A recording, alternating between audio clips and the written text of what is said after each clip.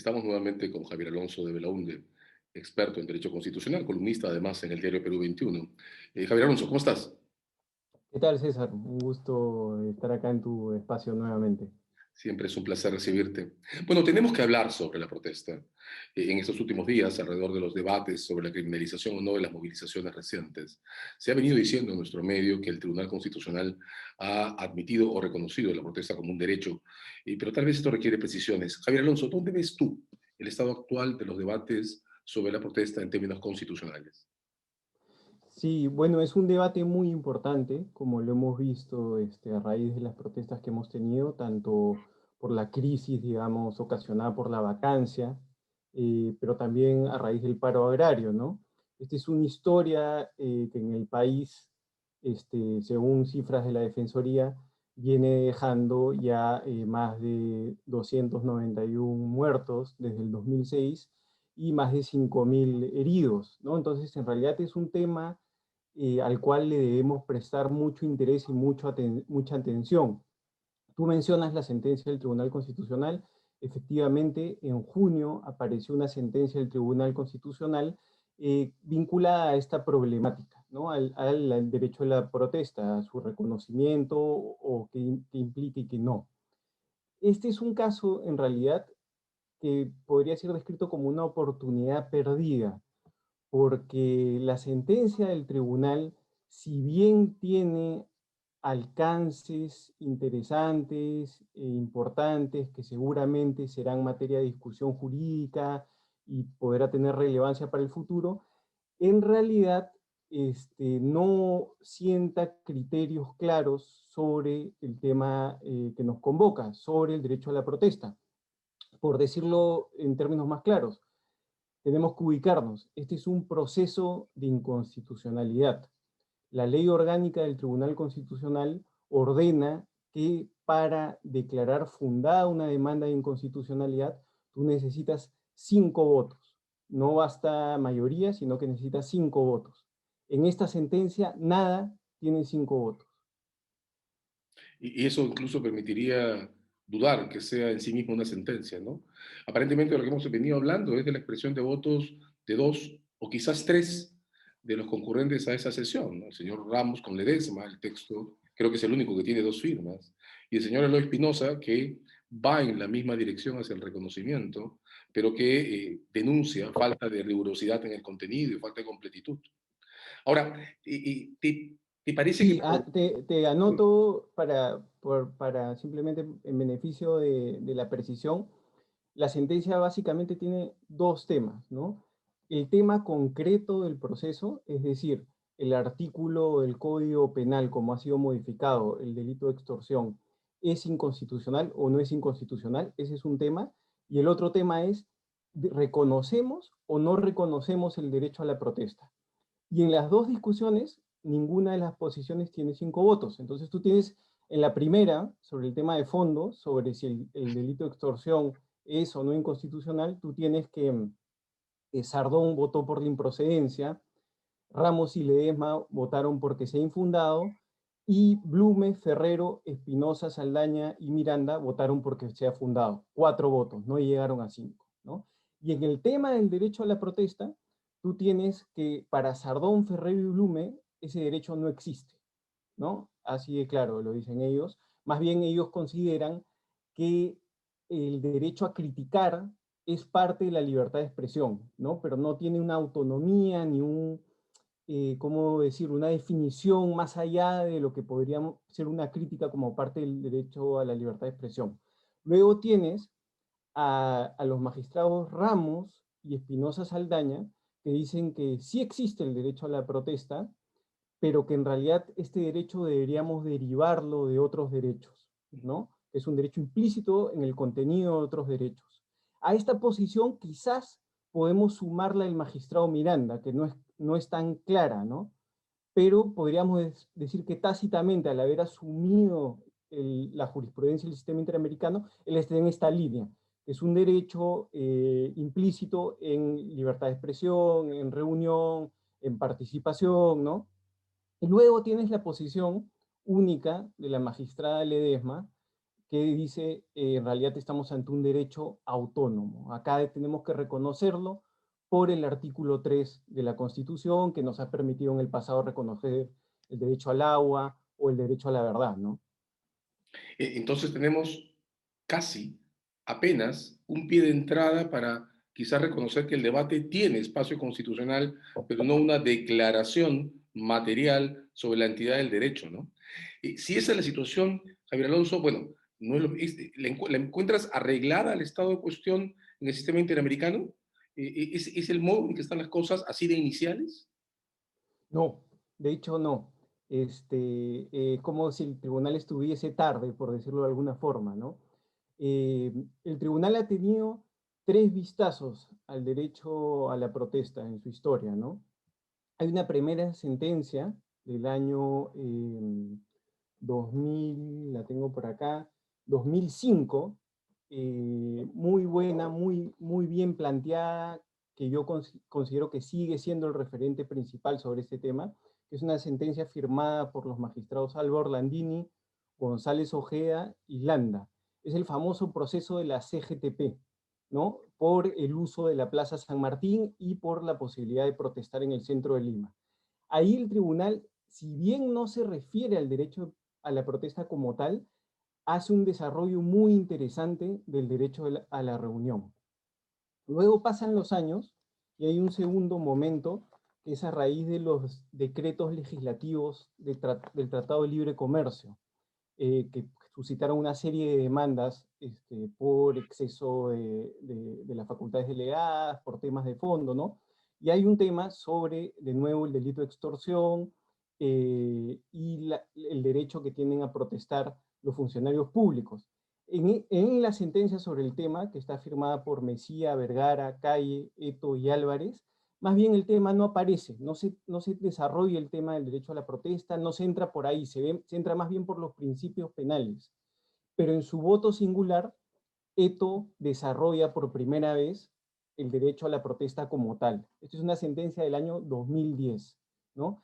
Y hemos llegado ahora al 2020, que es el tercer vistazo del TC, con esta sentencia que tiene algunos extremos interesantes en algunos votos singulares, pero que es insuficiente. En paralelo, el sistema interamericano desde el año 2000 ha venido trabajando intensivamente sobre derecho a la protesta y de hecho la Comisión Interamericana ha publicado un informe en el año 2019 que se llama Protesta y Derechos Humanos, ¿no?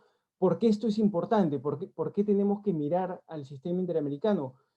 Bueno, porque el Perú es parte del sistema interamericano, pero además nuestra Constitución en la cuarta disposición final y transitoria, ordena interpretar todos los derechos fundamentales reconocidos por nuestra Constitución de acuerdo a los tratados internacionales de derechos humanos de los que el Perú es parte, ¿no? El TC hace muchísimo tiempo dijo que eso también implicaba tener en cuenta los pronunciamientos de los órganos del sistema interamericano y el legislador incorporó esto al Código Procesal Constitucional, es decir, no seguir lo que viene interpretando el sistema interamericano es problemático, ¿no? Entonces ahí, por ejemplo, me parece que los magistrados Ramos, Espinosa Saldaña, Miranda, son los que más han estado en la línea correcta, los que han citado al sistema interamericano y de los desarrollos, ¿no? Más bien la doctora Ledesma, si bien su voto es muy valioso, eh, es como si todo este marco interamericano no existiera, ¿no? Menos en el voto del señor Sardón, ¿no? Que tiene la declaración enfática en punto a que esto no es un derecho fundamental. Lo curioso, sin siquiera citar el informe, me parece que es la Relatoría de Libertad de Expresión de la Comisión Interamericana, sin tenerla siquiera en cuenta, ¿no? Eso es llamativo. Y dime, ¿tú encuentras en la narrativa de la Defensoría del Pueblo, alrededor de los eventos recientes de noviembre del 20, pistas que permitan encontrar otro camino para asentar el ámbito dogmático de este derecho?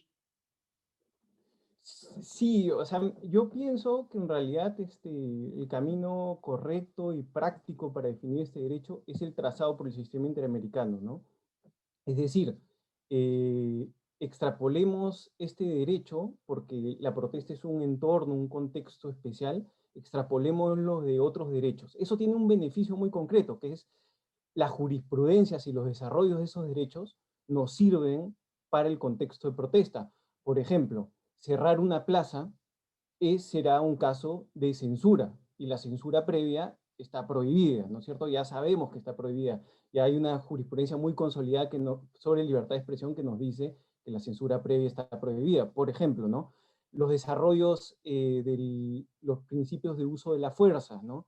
También extrapolémonos al contexto de la protesta, ¿no? Entonces, yo pienso que el perfilamiento del derecho, un poco que viene por ahí, ¿no? Lo que la Defensoría del Pueblo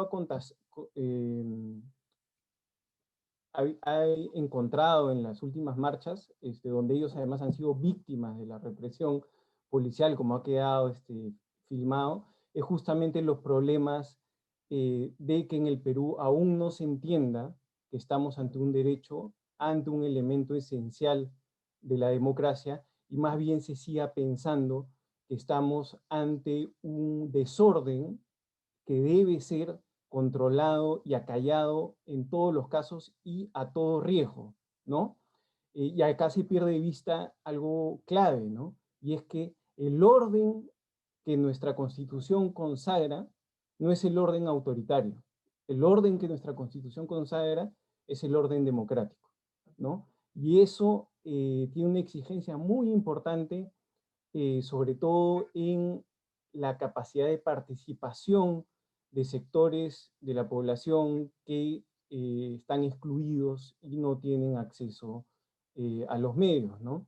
Acá también juega, y esa es una clave que no está en ninguno de los votos singulares, acá también juega el derecho a la igualdad y el principio de no discriminación, ¿no? Aquí quizás la posición más original y quien más ha trabajado esto es el profesor Gargarella de Argentina, ¿no? Cuando en Argentina entra esta crisis gigante a fines de los 90, comienzos del año 2000, donde hay una estadística del año 2002 que más del 50% de la población argentina estaba bajo niveles de pobreza, y el Estado había tenido la reacción habitual ante estos casos, que es reprimir todos los cortes de ruta, todas las protestas, todos los cacerolazos. Gargarella dice, un momentito, ¿no? Hay que preguntarnos no solo qué está ocurriendo, sino quién está protestando y por qué están protestando, ¿no? Y el derecho le debe a los sectores sistemáticamente excluidos mayores niveles de tolerancia para reconocerle vías de participación en el sistema democrático donde están tradicionalmente e históricamente excluidos, ¿no? Entonces Gargarella es un poco el que perfila mejor este derecho. Su posición ha resultado ser muy influyente incluso para los desarrollos del sistema interamericano, ¿no? Y él trae a colación el derecho a la igualdad y los mandatos del principio de no discriminación como un elemento que debe ser considerado en la protesta social.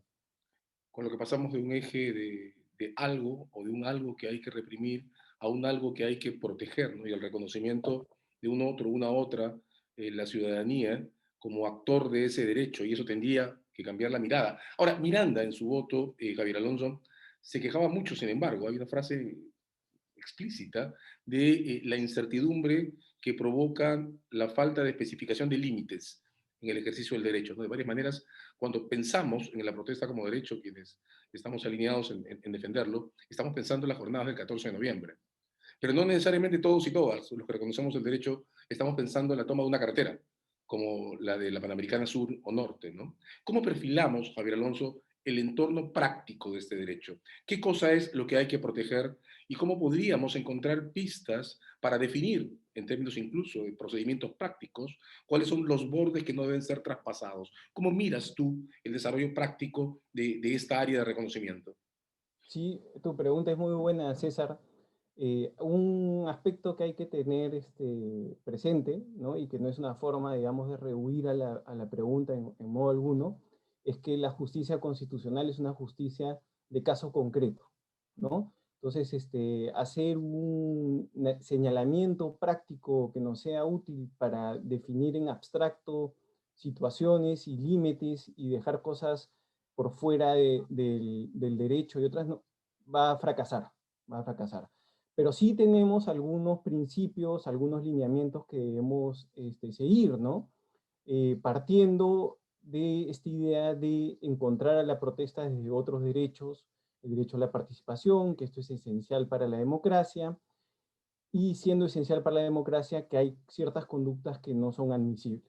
La violencia como fin o como medio no están recibidas en un Estado que se reclama a sí mismo como social y democrático, ¿no? Es la negación de alguna forma de la democracia, de la tolerancia, de una serie de principios que tienen que estar.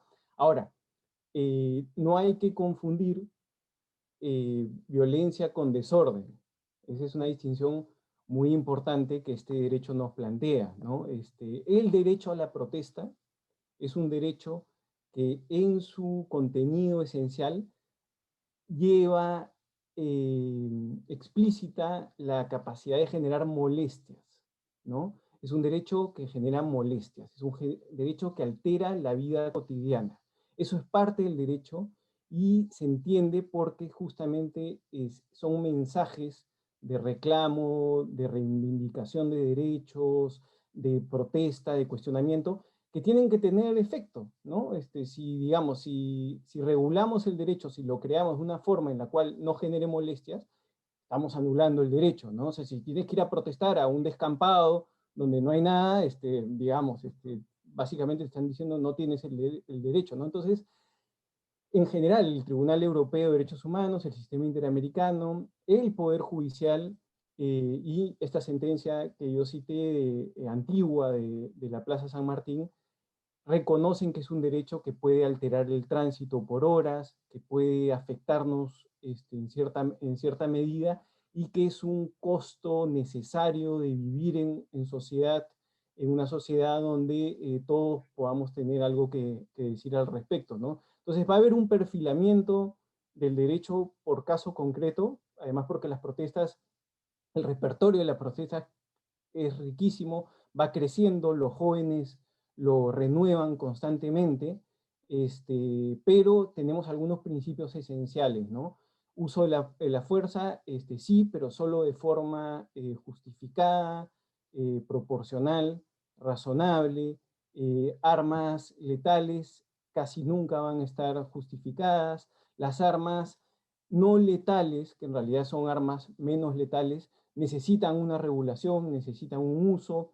El enfoque no debe ser un enfoque represivo, sino debe ser un enfoque, como tú dijiste hace un rato, cómo garantizamos la protesta, cómo hacemos viable de que la protesta pueda ocurrir, que quienes protestan puedan ejercer su derecho democrático, que no haya peligro para ellos, que no haya peligro para terceros, ¿no? ¿Cómo lo hacemos posible? Ese es el enfoque que necesitamos rescatar, ¿no? Y es un enfoque que cruza eh, todo el espectro, ¿no? Porque cuando se habla del proceso contrario a esta mirada, el proceso contrario al enfoque de derechos, que es un poco de lo que estamos hablando, es el proceso de criminalización, ¿no? Y el proceso de criminalización cruza diferentes ámbitos. Está en el lenguaje de los medios, ¿no? En el lenguaje de las autoridades a un nivel retórico, está en una ejecución de las operaciones policiales y termina en una ejecución en un juzgado penal, ¿no? No necesariamente todos los pasos se van a dar, pero sí, esto de acá se repite, ¿no? Si volvemos a Bagua, ¿no? Que fue también un episodio trágico para el país, vamos a encontrar que el desenlace de Bagua, censurable y condenable, no se puede entender si no se entiende lo que pasó hasta el momento en el que el Estado peruano decide recuperar el orden en la Curva del Diablo, ¿no? En esos 2 años de esta protesta indígena, lo que hay es el proceso de criminalización en marcha, ¿no? El discurso en medios de comunicación y de autoridades no reconociendo como iguales a otros peruanos y peruanas, no reconociendo sus demandas, la representación política meciendo, no canalizando las demandas, engañando, diciendo que van a revisar las normas y no cumpliéndolo. Un discurso además que va preparando el terreno para que sea legítima la respuesta represora, ¿no? Estos son procesos que ocurren y yo vuelvo a la idea original, por eso es tan importante reconocer que estamos ante un derecho fundamental, a un derecho clave de la democracia que merece ser no solo no afectado en su clave negativa, sino garantizado y fomentado a que pueda realizarse, ¿no? En plenitud. Importante, ¿no? También hay entonces aquí una invitación a repensar eventos de nuestra historia reciente como el Baguazo, ¿no? Como lo que ocurrió en la Curva del Diablo, que además tiene la enorme complejidad de involucrar vidas humanas, ¿no? De un lado y también del lado policial, y reconocer la protesta como un lenguaje en formación. Ha sido con nosotros Javier Alonso de Belaunde. Javier Alonso, muchas gracias. No, encantado, César, un gusto y hasta la próxima oportunidad. Te esperamos. Gracias. Nos vemos.